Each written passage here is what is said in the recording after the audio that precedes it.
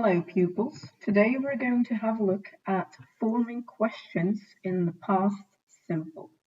So we've already seen positive sentences, negative sentences. Today will be about questions. For those who have their book with them, you can go to page 206 and complete this page together with me. Let's have a look at the top of that page first. Let's have a look at this card. You might recognize these kinds of cards because this is an example card from Trivial Pursuit. And as you can see, there are 6 questions on it. We will first have a look at the first 4 questions. Did Sir Edmund Hillary climb Mount Everest? Did Adele sing the theme song for the 22nd James Bond film? Did Robin Hood rob the pool? Did Harry Potter go to Hogwarts School of Magic? So you can see 4 sentences here in the past simple. And the first thing that we will do is mark the verbs in the sentence and the subjects in the sentence. Dus we gaan de werkwoorden, de verbs, in 1 kleur aanduiden, de subjects, de onderwerpen en een andere kleur aanduiden. So this is our result. Dat is het resultaat. If you have a look at the first 4 sentences, you can see that we start with one verb, did. Then we always have our subject, ons onderwerp, Sir Edmund Hillary, Adele, Robin Hood, Harry Potter. And then, after the subject, we have another verb. Na het onderwerp hebben we nog een werkwoord. Climb, sing, rob, go. Let's start with this. As you can see, in each of these 4 sentences, the way it is formed is the same. Dus de manier waarop deze vraag gevormd is op dezelfde manier. And this is the first thing that we will have a look at in the green grid. How do we form a question in the past simple? Let's complete the grid together. As you can see, we always start our question with did. Dus we starten onze vraag altijd met did. Then it is followed by the subject. Daarna zetten we altijd het onderwerp. In these sentences we use I, you, he, and so on. We use all the personal pronouns. But as you can see here, it can be any subject. Dus het onderwerp kan ook een naam zijn, of een plaats, of een dier, enzovoort. Dus hier zijn het de gewone persoonlijke voornaamwoorden, maar het kan natuurlijk ook iets anders zijn. So we start with did, then we have the subject, and then we have our main verb. Dan hebben we ons hoofdwerkwoord waarmee we de zin moeten maken. In these sentences, this verb is to sing. Did I sing yesterday? Did you sing in the shower? Did he sing in Brussels? And so on. So you can see that you form questions in English, and it's the same way for each person. Dus het maakt niet uit wat je onderwerp is of over wie je zin precies gaat. Je vormt de vraag altijd op dezelfde manier. And here in the dark green grid, you can see the general rule, de algemene regel van hoe we de vragen in the past simple moeten stellen. So to ask questions in the past simple, we always use did plus the subject plus the infinitive. Dus did, je onderwerp en je infinitief. Je ziet dus dat hier dat dit een infinitief is. Daar mag je geen ed meer aanhangen. Dus je zegt niet did they sang. Dat bestaat niet. Of bijvoorbeeld did they worked. Dat bestaat niet. Dus dit moet altijd je infinitief zijn, zoals in de negatieve zinnen. As you can see, in these sentences, there is a word in front of the did as well. When you need to ask for where, what, when, why, how, or what, for instance, you always need to put this word at the front of the sentence. So at the front of the sentence. Dus als je een vraagwoord moet gebruiken, a question word, these are some examples, then you put this word at the front of the sentence. Dus als we een vraag moeten stellen met een vraagwoord, wie, wat, waarom, hoe, waar enzovoort, dan zet je dit woord vooraan en volg je opnieuw de rest van de regel. So the general rule is did plus subject plus infinitive. Als je een vraagwoord gebruikt in je zin, maak je question word, did, subject, infinitive. Dus je ziet dat dat met iedere zin hetzelfde is. Let's have a look at the example sentences here again, because we skipped the last two sentences. In these sentences, you can see some other verbs.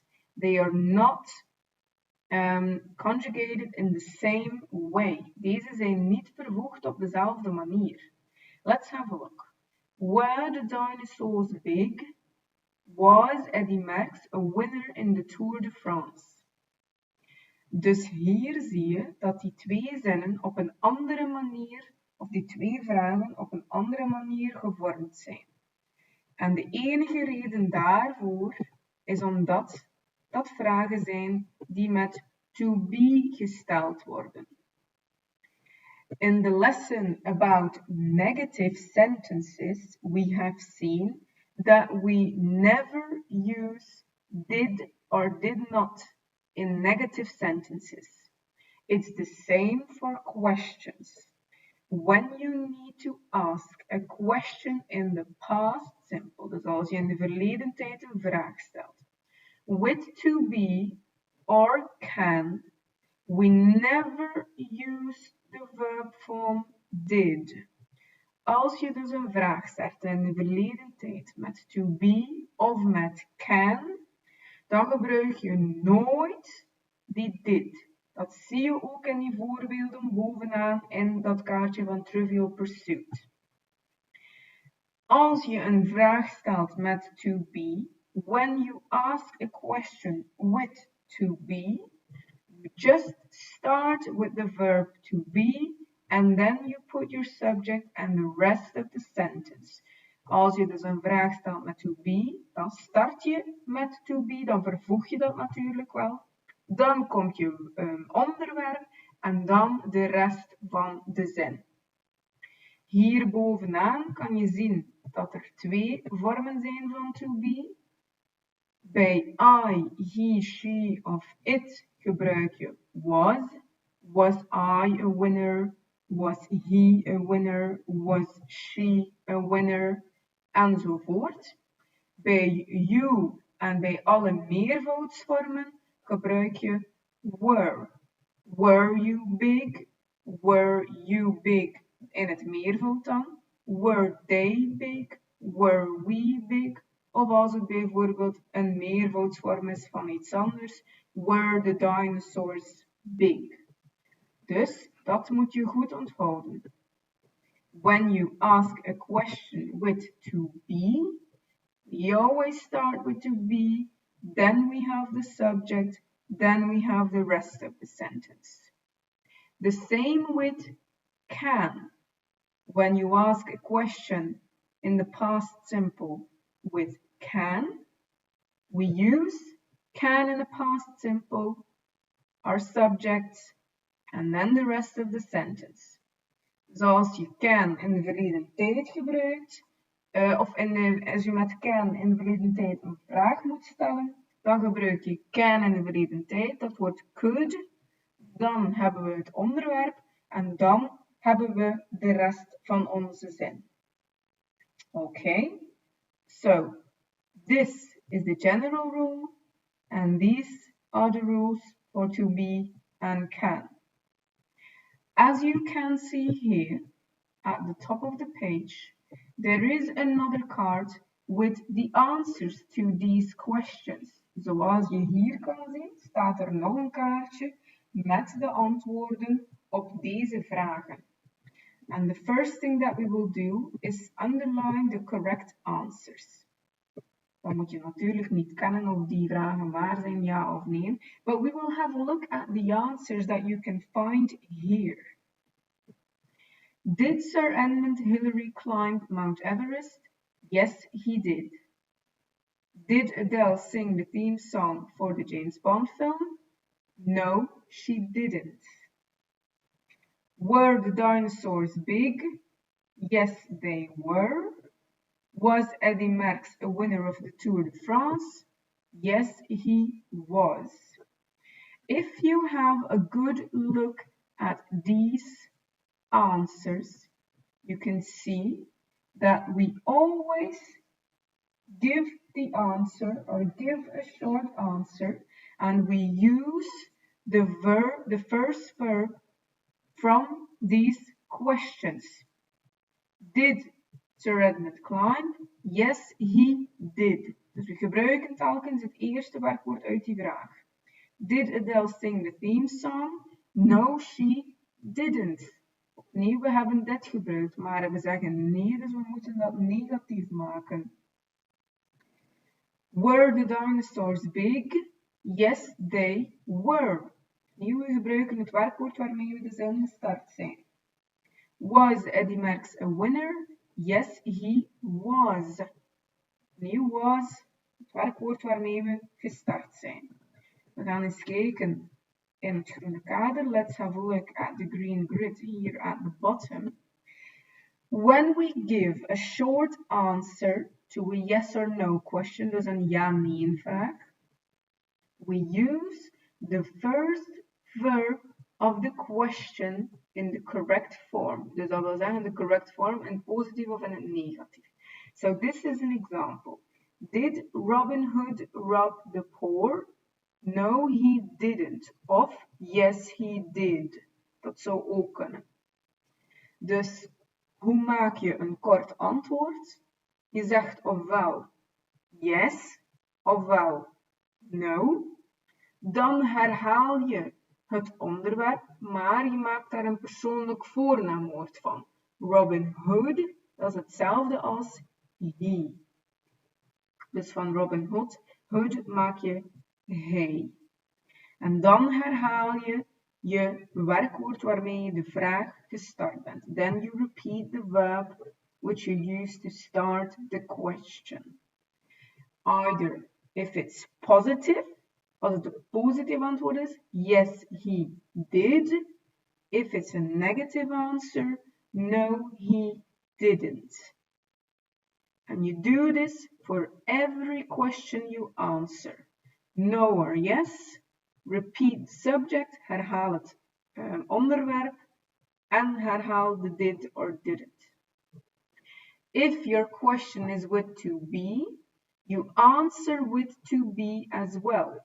Was Eddy Merckx a winner? Yes, he was. Or no, he wasn't. Dus je herhaalt de vorm van to be die je gebruikte. Bijvoorbeeld bij de dinosaurussen. Were the dinosaurs big? Yes, they were. No, they weren't. Dus je antwoordt ook met yes or no. Je herhaalt het onderwerp en je herhaalt het werkwoord waarmee je gestart bent. The same with can, because there is no example here with can. If you need to answer this question, could Neil Armstrong walk on the moon? Then you answer either with yes or no. Dus één van de twee. You repeat the subject. Je herhaalt het onderwerp.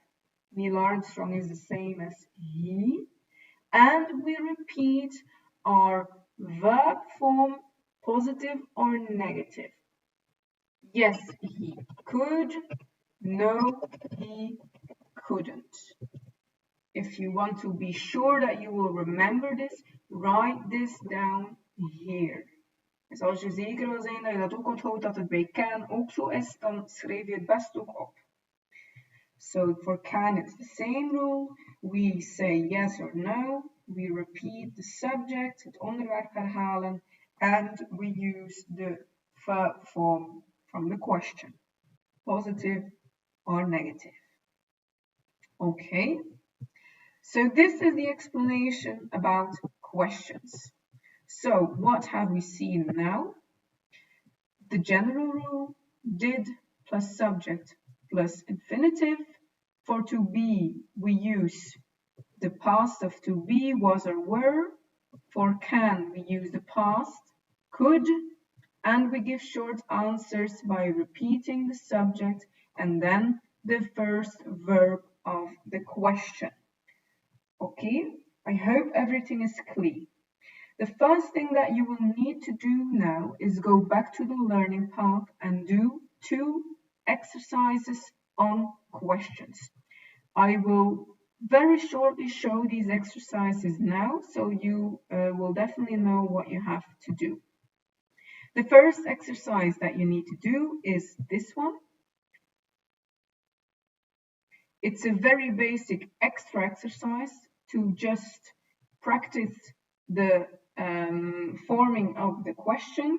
Dus hier moet je vragen vormen, 7 verschillende vragen. Je zet de vraag volledig. Dus niet gewoon dit vervoegen, maar dit er ook achter zetten met een vraagteken. Anders zal hij het fout rekenen. Dus we moeten de juiste vraag vormen. Telkens kan je tussen haakjes eerst je onderwerp zien. En het tweede wat je tussen haakjes ziet, is het werkwoord waarmee je de vraag moet vormen. Dus als we een voorbeeldje samen zouden doen. We always start our question with did. Then we use our subject. Then we use the infinitive. And then we add the rest of the sentence. So this is a first example. You will do the rest on your own. The next exercise that you need to do is exercise 18 from the book. Let's have a look at it. As you can see, this is the exercise. You need to complete it here. So you only need to add the verbs. Je moet niet de volledige zin op overschrijven, maar gewoon de werkwoorden toevoegen. When there is a subject and a verb, you need to form a question. Dus je ziet dat ook aan de vraagtekens. Hier moet je telkens vragen vormen.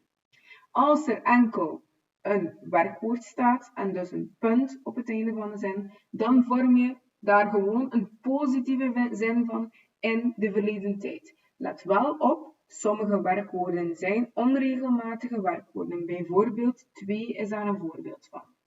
So what did you do last summer? I took a trip around Europe by train. Voilà. Hier stel je dan weer een vraag, hier is het een positieve zin, hier een vraag, enzovoort. Okay? After this, you will watch a new instructional video about exercise 19. Good luck!